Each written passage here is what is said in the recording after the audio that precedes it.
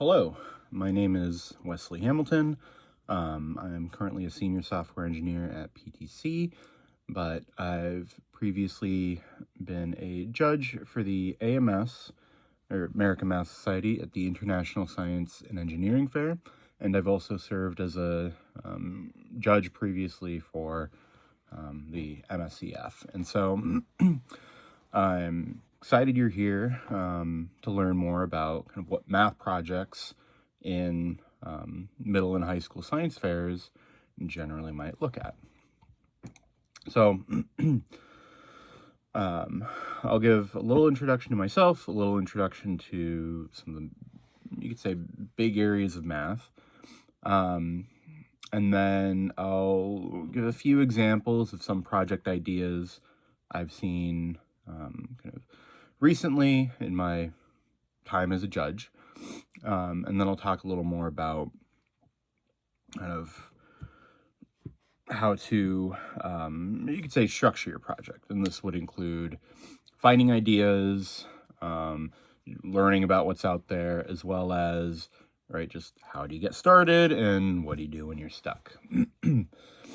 So about me, I have a PhD in math from the University of North Carolina at Chapel Hill. I graduated in 2021. After graduation, I spent a year as an assistant professor, technically a postdoc, at the University of Utah for a year. After that, I spent a year at MathWorks, the makers of MATLAB, computational software, as a STEM outreach engineer. And currently, I am now a senior software engineer at PTC, which is a large software company that publishes software that touches various aspects of the product lifecycle. And so my particular role is with their CAD, or computer-aided design software, doing a lot of the core geometry utilities that every other product might need. And so this picture in the bottom left is an example of kind of what the CAD software looks like, closer to some of the things that I've been doing. But I've also included a snapshot of a blog post I wrote while at MathWorks on solving Sudoku using MATLAB. So if you're interested, feel free to Google solving Sudoku with MATLAB, MathWorks, Wesley, some combination of that. It's a fun little blog post. So what is math? Well, math is everywhere. It's a building block for a lot of the other sciences. It's very logical, as one might expect, but there's a lot of room for creativity. So a lot of people like to debate, is math invented or discovered, right? And in many ways, it's both, right? So we discover the underlying patterns in the universe, but we invent the ways to kind of describe them and understand them, right? And so kind of, when you kind of get more into it, generally when people talk about math, they split it into one or two areas, either pure or applied math. And for many fields, this distinction runs a little, it becomes a very blurred line between the two. For some people, it's not blurred at all. They're very much pure, no applications at all. And for other people, they're all applied, don't care about kind of answering questions without any foot in the real world.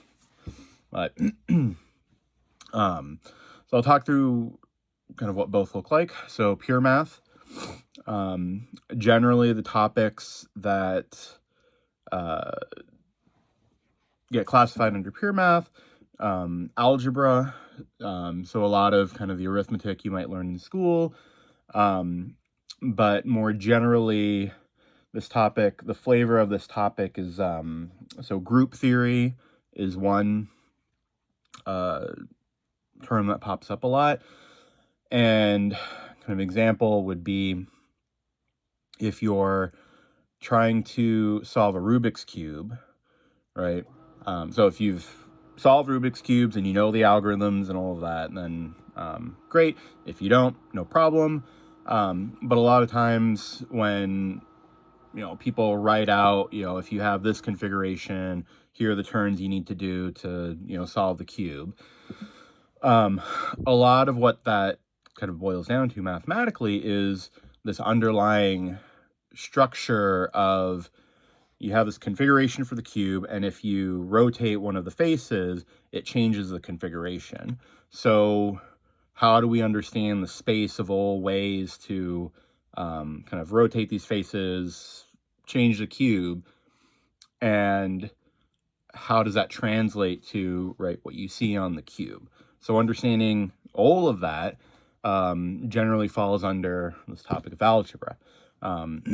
Geometry is, as you might expect, straight lines, everything's very rigid. A lot of what I do with CAD software relies on geometry, but a lot of the time I work with kind of smooth surfaces, and the question is, like, what does a normal vector to that look like? Or in other words, what is up versus down when you're on the surface? And a lot of questions kind of around that. Number theory, looking at numbers. What patterns can you find in primes? What patterns can you find with even or odd integers? Things like that. And number theory is certainly one of maybe the oldest active areas of research, and still has quite a few open problems that people tend to get stuck down in rabbit holes. But anyway, number theory is another area. Analysis, so like calculus, studying functions, continuous functions, things like that. Topologies, another very fun one. A lot of people describe it as rubber sheet geometry, right? So it's like geometry, but you don't care about actual distances. And kind of one joke is, right, to a topologist, a donut is the same as a coffee cup, because each just has kind of a single hole, right? So for a donut, it's the donut hole in the center. For a coffee mug, it's the handle, right? And what topology does is try to understand and kind of characterize shapes by these essential features, which kind of also comes down to, what is a hole in a shape? How do we define it mathematically in a way that for many shapes we can actually then compute it? Logic's also another classic area. When people think of pure math, their mind usually goes to logic.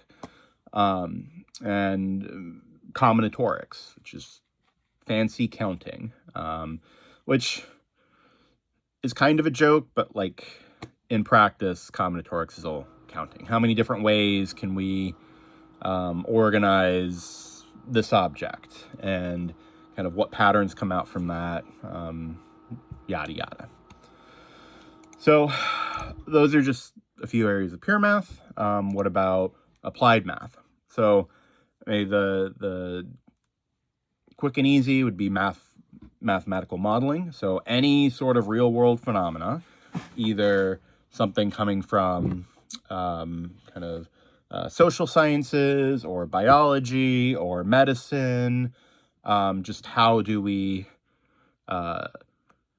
build a mathematical model to better understand what's happening with this real world process, and then hopefully use the model to then make maybe some sort of inference or other conclusions about what we might expect.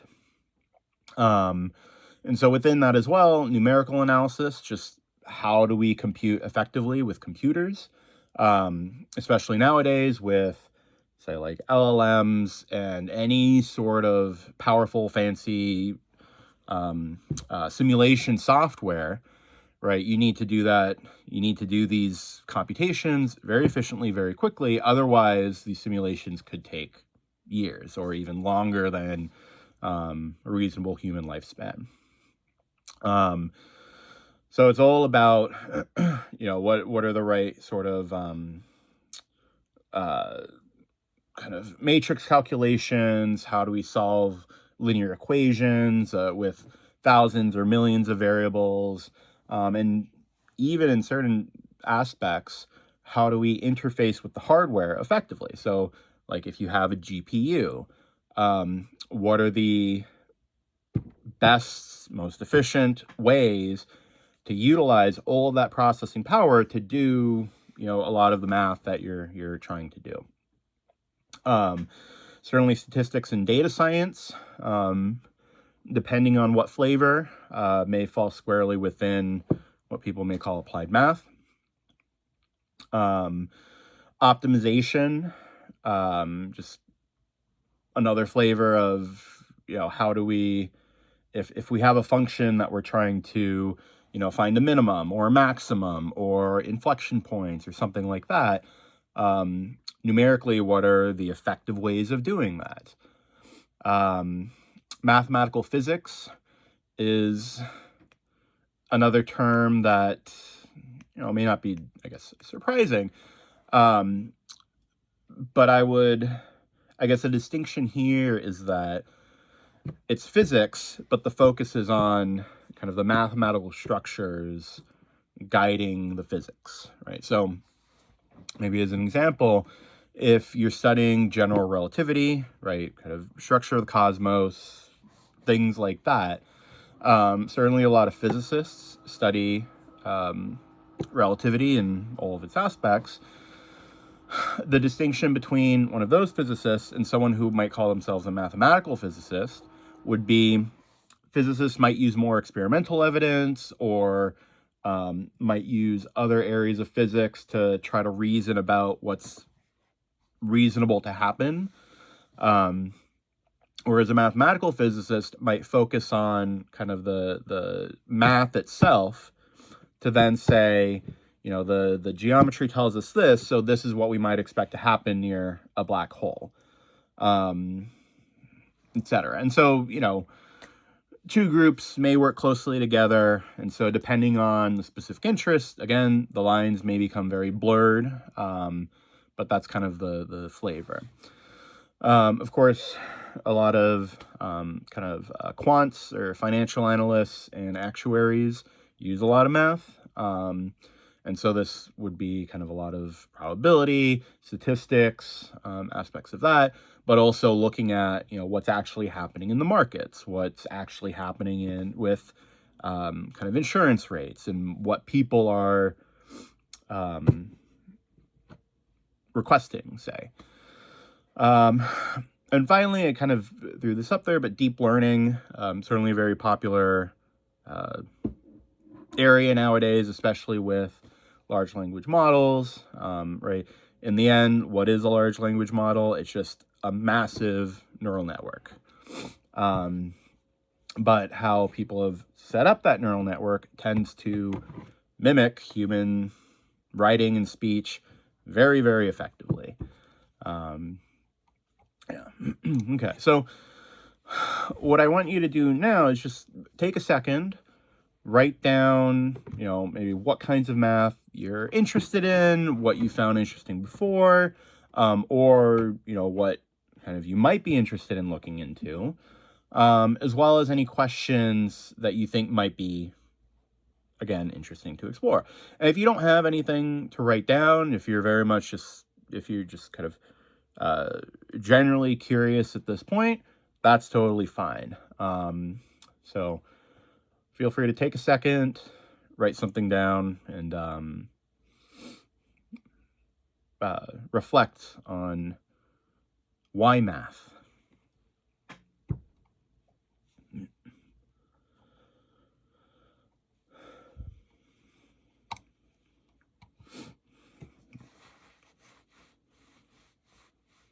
Okay. So feel free to come back to this if you'd like, but what I want to do now is talk through briefly a few kind of sample projects or example projects I saw at this past ICEF that for, let's say, one reason or another might make, how do I say this? For one reason or another, were good examples of what the mathematical research process might look like for you. Unfortunately, I don't have the actual posters to share, but if you find your way to the Regeneron ISEF 2025 website, look for the mathematics projects. You could see all of the student projects that will have kind of a blurb of what the project is and some of their results, as well as a video that the students themselves recorded to describe their project. And so how ICEF works is students will, put up these summaries so judges can kind of get a quick initial read, and then they'll actually have their posters and any other supplementary materials kind of day of at the event. But here I just wanted to mention a few of these and kind of highlight a bit more for the bolded ones, just as examples of what projects might look like, and a little bit of how the students kind of made their way to them. Okay? So going down the list. So analyzing Etruscan language origins using TDA.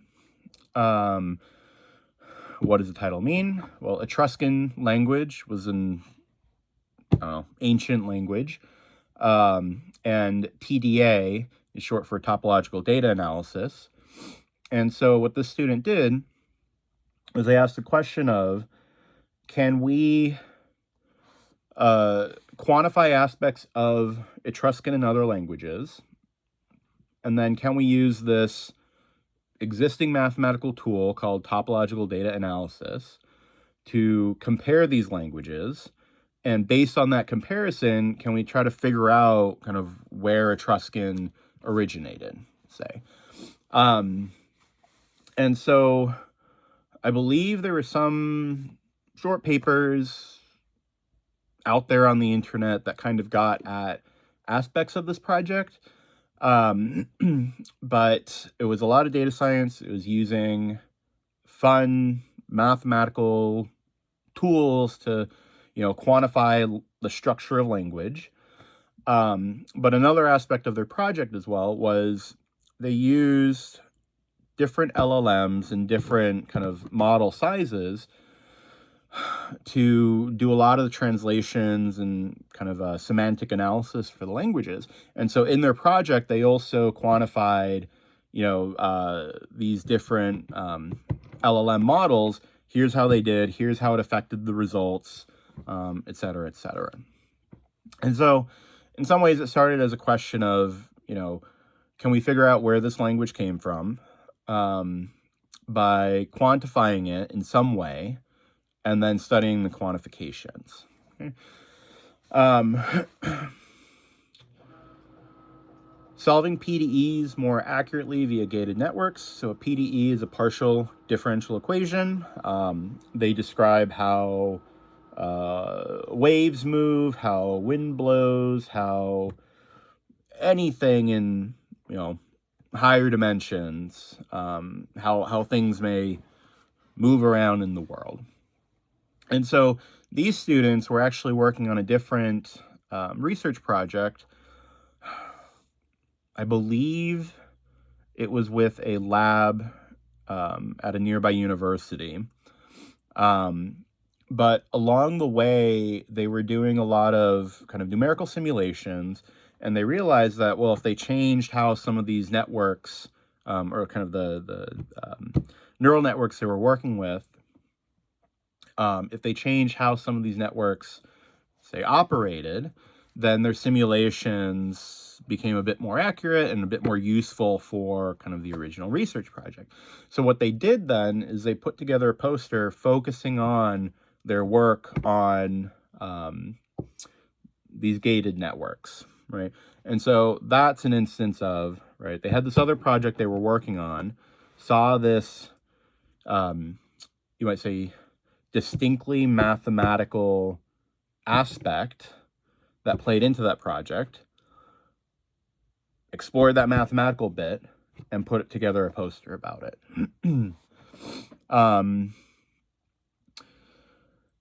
Epidemics on generalized random hypergraph models. So what this student did was looked at how diseases spread, kind of a mathematical model for disease spread. Their focus here was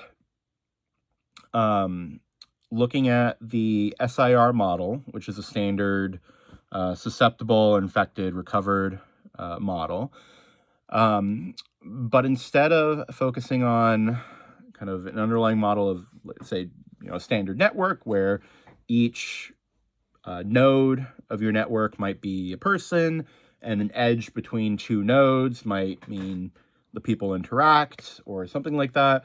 Or if you want to scale it up, it might mean like a community, like a neighborhood or a city or something like that. And edges might be, people from one community or city travel to the other for work, or some version. There are various ways you can frame the model. But what they were interested in doing is, instead of studying epidemics on just these normal or these usual networks, they said, what if we generalize a network? So instead of just, an edge between two of these nodes, right, the disease could possibly spread among like clusters of these nodes, kind of.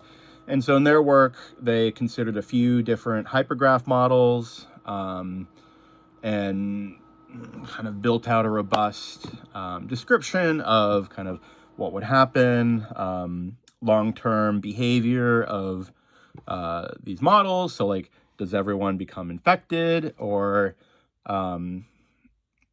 does the disease kind of die out after time? And then how do parameters of these models kind of play into that?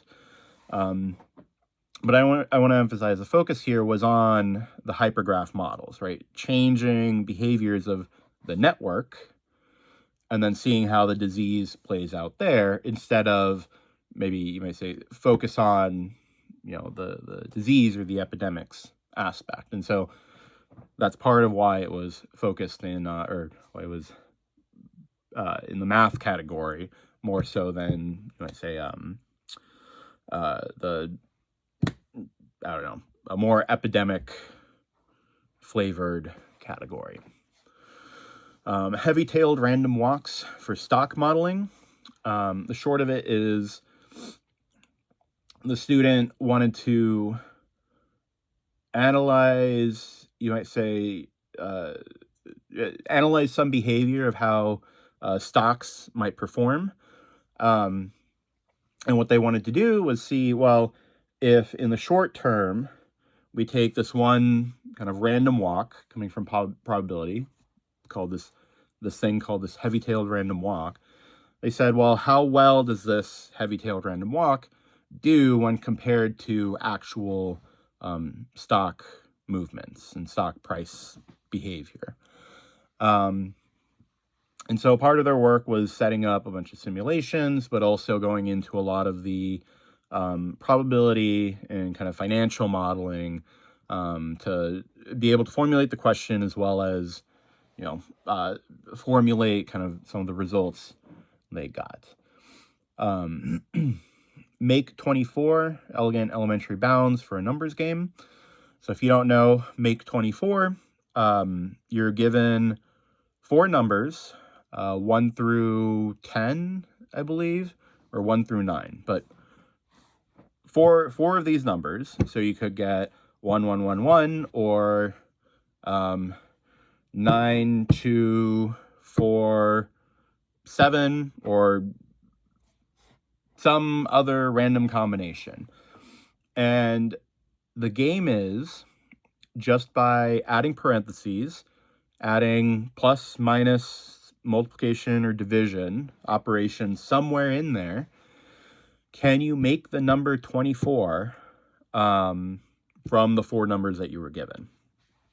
And So apparently, this game was very popular with the students. School, a lot of people are playing it. And so they asked, well, how does this work for other numbers? So instead of make 24, what about like make 25 or make 73 or make whatever?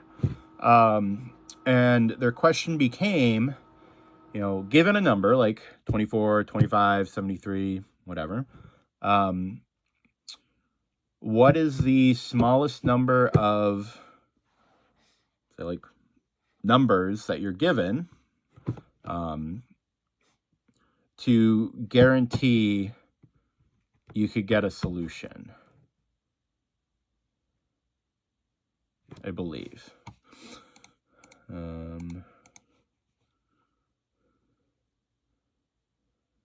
Minimum number guarantees the existence of a valid solution, right? So in the case of 24, it turns out that for some given 4 numbers, you may not actually be able to get 24. But my guess would be if you're given 5 numbers, you can get 24. So in this case, for 24, 5 would be the minimum number. Something like that. Don't quote me on it. But this was very much an example of they had a game they enjoyed playing, had a very number theoretic feel to it, and they said, how can we generalize? What can we say for sure about this this game? Okay. The occurrence of pi in the Mandelbrot set. So if you don't know, the Mandelbrot set is a famous enough looking fractal. It has like a bulb and then little bulbs coming off of it, little bulbs coming off of those, etc. And it relates to complex dynamics, etc., etc. It's kind of a self-similar fractal. It's a fractal. But many years ago, it was observed that pi shows up in very surprising ways within the Mandelbrot set, related to kind of the rate of convergence of, kind of what this dynamical system is doing. And so what these students did is they said, well, we think we can generalize a statement and prove something a lot more powerful, a lot more or general than what's already known. And so what was already known was there are a few kind of points around the Mandelbrot set where if you take a sequence that converges to those, and look at certain things within those numbers, you get the digits of pi. And what these students did was then say, well, it's not just a few points in the Mandelbrot set, it's every point, I believe. And so it was a very surprising, very, I don't know, it was a very, very nice result. I believe for these students, they stumbled upon the problem likely through YouTube or some other popularization of the fact. But then, in practice, dug around, found some old PhD and master's theses that looked at this problem, put all the right pieces together, and then got this nice result. So the Make 24 and the epidemics on generalized random graph models or hypergraph models, I want to highlight the two of those since in many regards, those two are, you might say, more approachable without knowing a whole lot of math. So for Make 24, it was very much, here's a fun game. Seems like there should be interesting questions, things we can say in general. How much can we actually say? For the hypergraph models, that was largely driven by simulation, right? Where you say, I can set up a relatively quick code to model disease spread or an epidemic on a network. And so in the course of that, instead of kind of one node talking to one node at each step in time, generalize that to that node can speak to or influence multiple nodes. And so at least from a simulation perspective, that's going to be maybe a relatively quick modification, but then the work is around how do we interpret the results? How do we kind of match the results with existing mathematical language? And kind of what does this tell us about epidemics in general? So, yeah.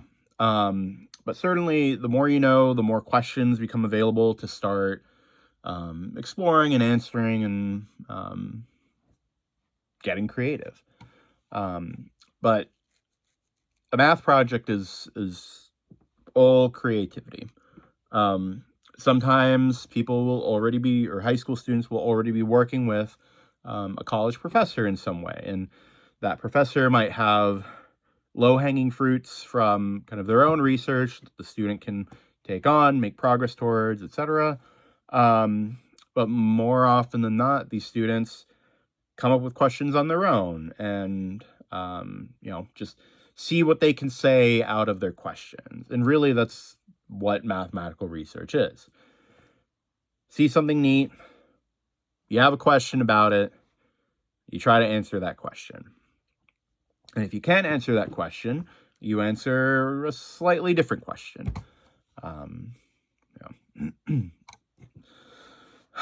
So how does one find ideas, find interesting questions, or questions interesting to them? And the first, and kind of this is maybe more how actual math research goes, generalize things that you have learned. Right, so if you know any calculus, right, we know that some functions are differentiable, right? I mean, right, you can take the derivative of a function if that function is differentiable, or if it's smooth enough, right? So one question: can you take the derivative of a continuous function? So something like absolute value. What might that derivative look like? Well, on one side, the slope is -1. On the other side, the slope is +1. So does that mean that the derivative of absolute value is a constant -1 and then a constant 1, right? What happens at 0? What can you say about it, right? Certainly, the more math books you read, the more math you get exposed to, the more questions you get exposed to, the more, background you learn to be able to answer questions. Certainly talk to mentors, like teachers, friends, see what kinds of questions other people are thinking about. Maybe someone, has an interesting question that they're thinking about, but they don't have the background, or they don't have the time, or they're stuck on something. But you talk to them about it, and then you can bring a fresh perspective. And congrats, you've just initiated a research partnership. Especially nowadays, there's a lot of great math social media content. I should preface this with all of my social media is primarily Reddit or YouTube. So I can't speak towards Twitter or X, Twitter, or TikTok, and kind of what math content looks like on those platforms. But I have some examples of at least some YouTube creators that I've watched over the years as kind of a recommendation for, ways to find interesting questions. And kind of another idea, or another way to be exposed to interesting, more modern math would be to take part in math kind of camps. And so I'll clarify kind of the quotes when I talk more about those, which I will talk about now. So when I say math camps, there are a few camps that have I I never took part in any of these, but these are some of the more well-known ones. And apologies to any camp that may be well-known that I don't know about. But right. So Promise is a program at Boston University via their math department. That's a summer program where students get to do some fun number theory and work with kind of professors and grad students at BU. Math Camp, I guess Canada USA Math Camp, is another summer program that rotates where they're hosted each year. But it's another, several weeks in the summer. You get to pick which courses you take, and they're all fun, interesting, niche topics that the instructors, a lot of time grad students, will prepare and put together and lecture on. HCSSIM, which is the Hampshire College Summer School in Math, similar to Math Camp in that you spend a few weeks over the summer doing new, interesting math with a bunch of other high school, maybe middle school students. The Ohio State University has their own called the Ross program, where the focus there is number theory. But again, a few weeks in the summer, you're just spending time and doing some fun, interesting math with university professors and some grad students and some other kind of mentors in the area. And so all of these, you can find information online. They usually have some sort of application involving like a worksheet, at least Math Camp does. Primes I've included. Primes is more of a, I guess you could say, directed reading or directed research program. I believe there's a summer component, but there's also kind of a year-long component, and primarily for students in the greater Boston area. Primes is a great way to, work with mainly grad students at MIT, and really get exposed to kind of some more novel, new mathematical problems that, are doable for high school students that you probably wouldn't see otherwise. So as promised, some of these YouTube math content creators that I've watched in the past. So 3 Blue, 1 Brown might be the most popular, or maybe more well-known. Mathologer and Numberphile are 2 others. Stand Up Maths.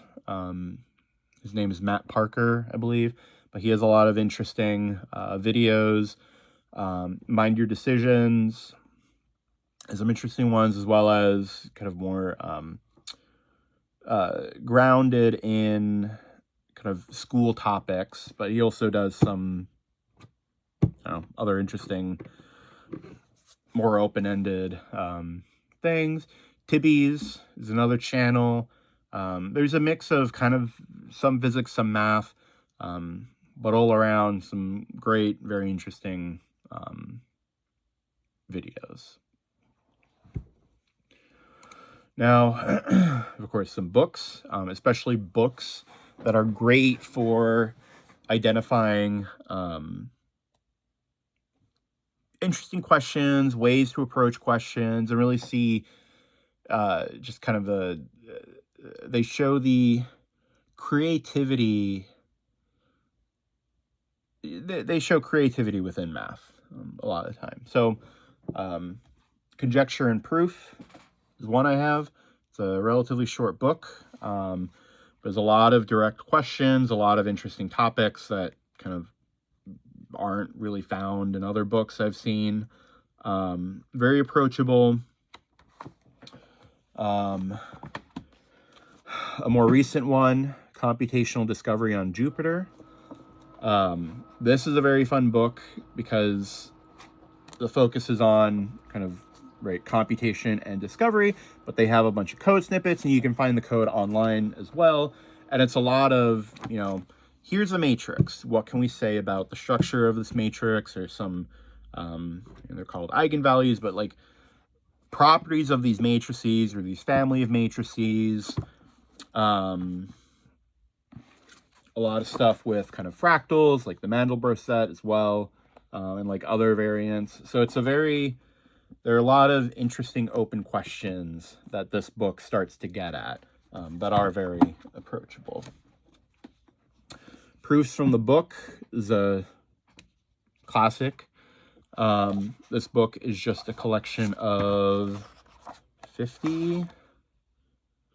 44 well-known problems throughout math that have particularly beautiful or elegant proofs to them. Some of these proofs might have a bit more background that maybe kind of beyond your, background.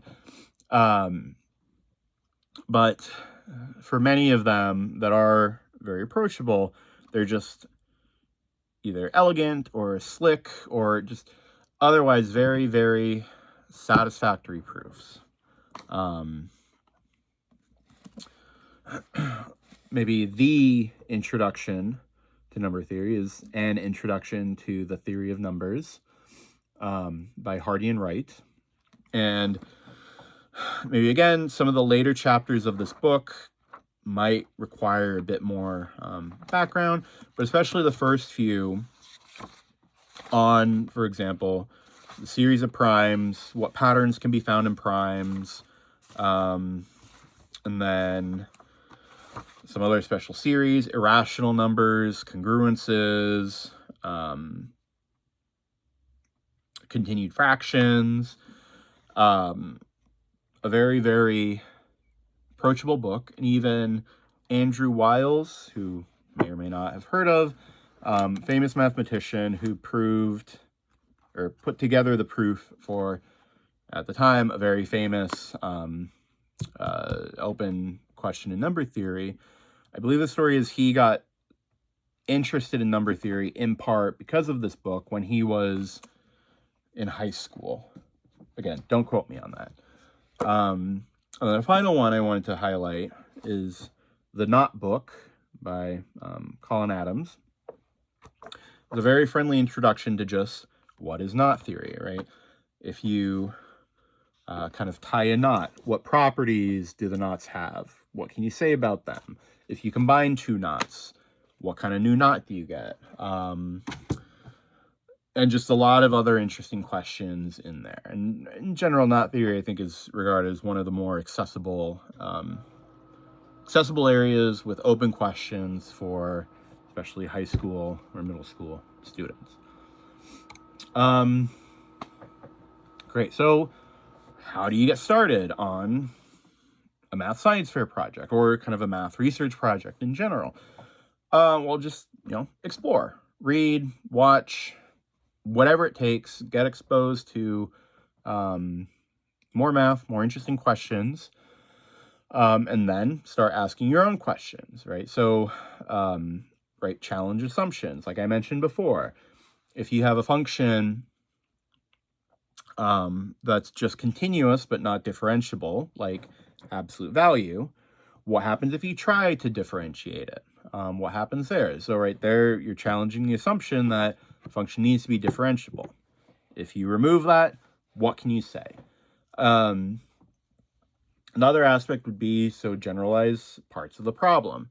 And so maybe for, say, coming from number theory, if you have a result about something always happens for kind of even numbers, does it happen for odd numbers, or what family of numbers does it happen for?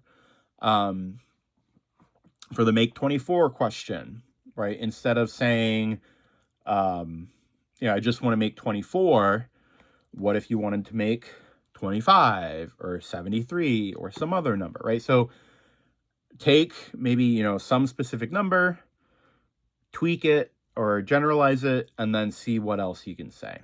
And so, for then, suppose you have a question, right? What do you do? Well, a great way to start is just, right, make some sort of progress, some small progress. Find patterns, see what simple results you can show. Maybe for the make 24 problem, for example, maybe just try playing make 25, right? How hard, how easy is it? Then maybe try make 30. Maybe you could also try make 10, right? What kind of, as you change the number, what do you notice about how easy or hard it is to get to that number? Depending on the area, it might be more instructive or not to draw pictures, but regardless, draw lots of pictures. So if you're trying to study knots, for example, see how many different ways you can draw the same knot. Is there a way that's more descriptive than others?